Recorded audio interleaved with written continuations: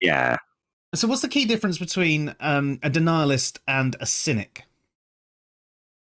Okay, a denialist generally leans towards the denial of facts, um, or the denial of, say, scientific evidence or sorry, Like you were scientific. mentioning with the academic papers that were talking about the various definitions of atheism and how it's normatively described and things like that, and they'll go, "No, it's wrong because Aaron Ra says." Yeah, yeah. It's more denying things that are true. Mm, Whereas a cynic is more, it's kind of just denying things for the sake of denying things, or denying things to look cool or sound cool. It's just being cynical of every statement out there. Um, so, would you say maybe conspiracy theories and things like that? They're almost cynical of the fake news media and science and things like that. Um, they're kind of a mix of both cynicism and denialism. Fair, yeah. Um, but you could say that some people are cynics when it comes to religious arguments. They're just being cynical. They're just being skeptical for the sake of looking like a skeptic. Does Mm, that make sense? yeah. Um, like going back to the thing where we were discussing, it needs testable, repeatable evidence. Um, and they're just basically repeating what somebody else has said to sound clever, to sound skeptical, and they're just being cynical. Yeah.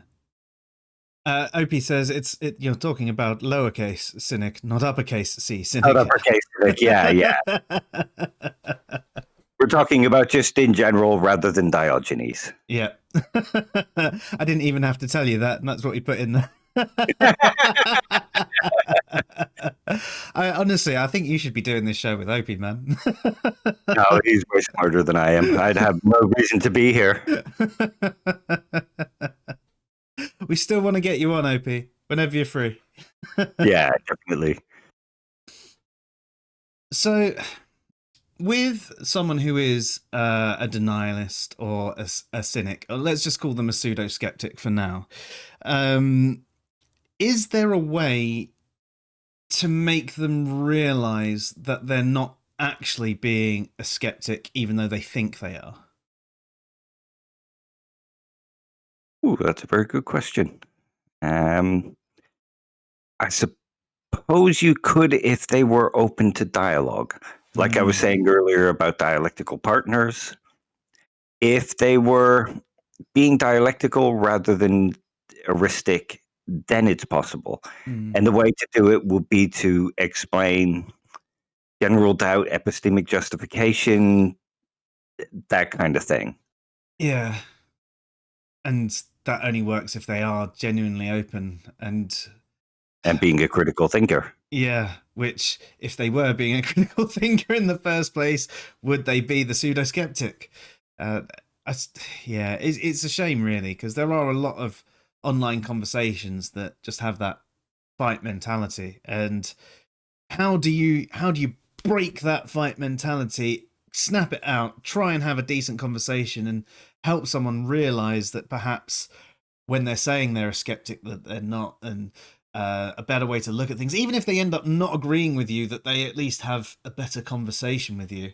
And it's like you said at the beginning, there are certain people who you just can't have that conversation with no matter how you try. It's the extremist of any particular group. They won't listen to rhyme or reason. Hey LB, nice to see you. ALB?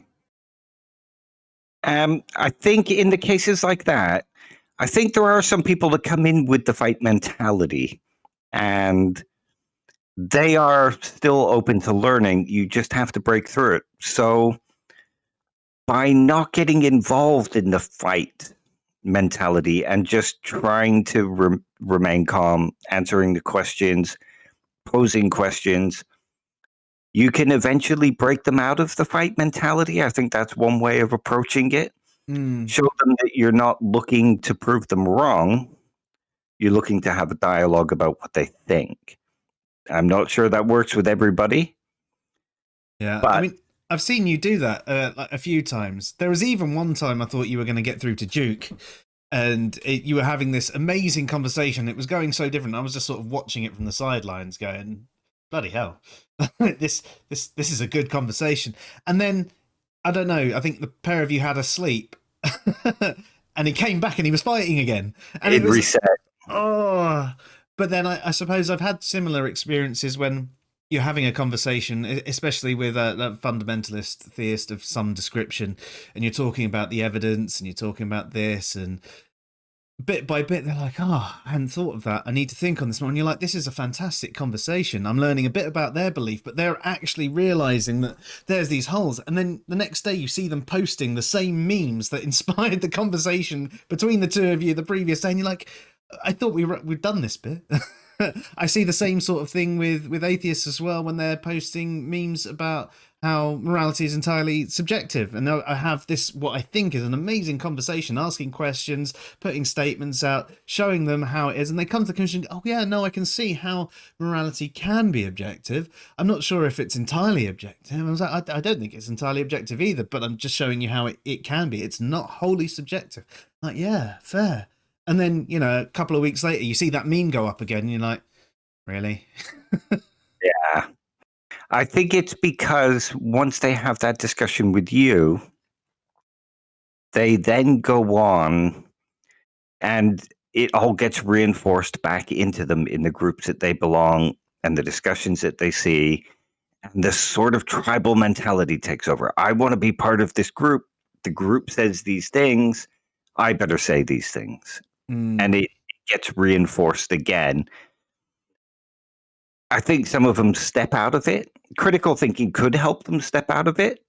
But I think that's part of the problem is the tribalism that happens in there. Yeah, I think that's a good point, actually. Especially if they've then gone and shared your post and gone, I never realized, I never thought about it this way. This is really interesting. I never thought I'd hear an atheist say that morality can be objective. What do you guys think? And then they get dogpiled by the tribe. And yeah, fair play.